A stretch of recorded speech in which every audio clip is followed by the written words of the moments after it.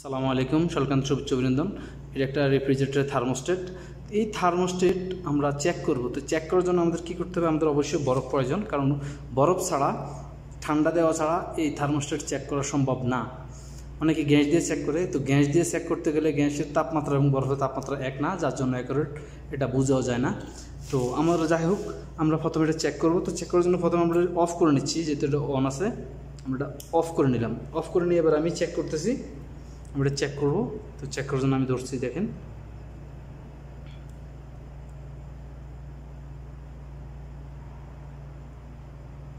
আমরা এটা অফ। তো আমি এটাকে অন করলাম,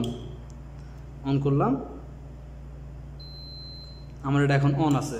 তো অন যেহেতু আছে আমার এটা, আমি এখন এটাকে একবারে লো ভোল্টেজ দিলাম। এটা ফুল ভোল্টেজ না দিয়ে এখন হচ্ছে পুরো ফুল ভোল্টেজ, মানে 7 আছে। অনেক ফ্রিজে 5 দেওয়া থাকে, তো 7 দিলাম। দেন আমি এটাকে একবার একে নিয়ে আসলাম। আমরা এটা এখন অফ, তো এই এখন অন মানে 1। তো এবার আমি কি করবো, এটাকে আবার চেক করছি, দেখেন আবার আমি এটাকে চেক করতেছি, ঠিক আছে। তো এবার আমি এটাকে বরফের মধ্যে দেব। এই যে এটা বলা হয় রিমোট বাল্ব, এই রিমোট বাল্বটাকে আমি বরফের মধ্যে দেব।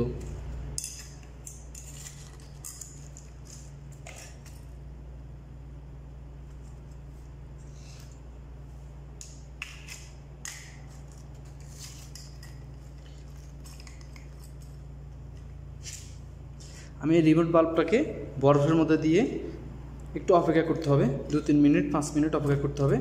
এই যে রিমোট বাল্বটা, এখান থেকে বরফটা গ্যাসটা চাপ দেবে। 5-এর মধ্যে এটা একটা পাইপ, এই 5-এর মধ্যে একটা গ্যাস আছে। এই গ্যাসটা আসতে চাপ দিলে এখানে এটা সুইচ করবে, অফ করবে।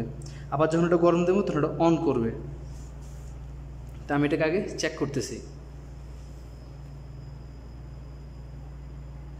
এভাবে আমি রেখে দেব অফ না হওয়া পর্যন্ত। আর এই বরফ যেহেতু এখন নর্মালি আছে, বরফের তাপমাত্রা বাড়ানোর জন্য আপনি লবণ ব্যবহার করতে পারেন, সেক্ষেত্রে আরও ভালো হয়, তবে চেকটা তাড়াতাড়ি হবে।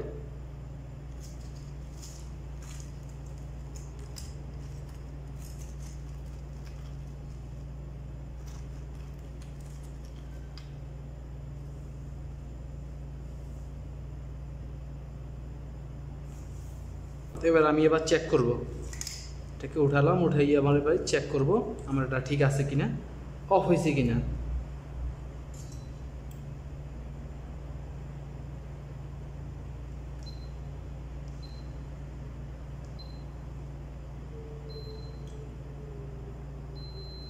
তো দেখলেন আমার এটা অফ হয় নাই, মানে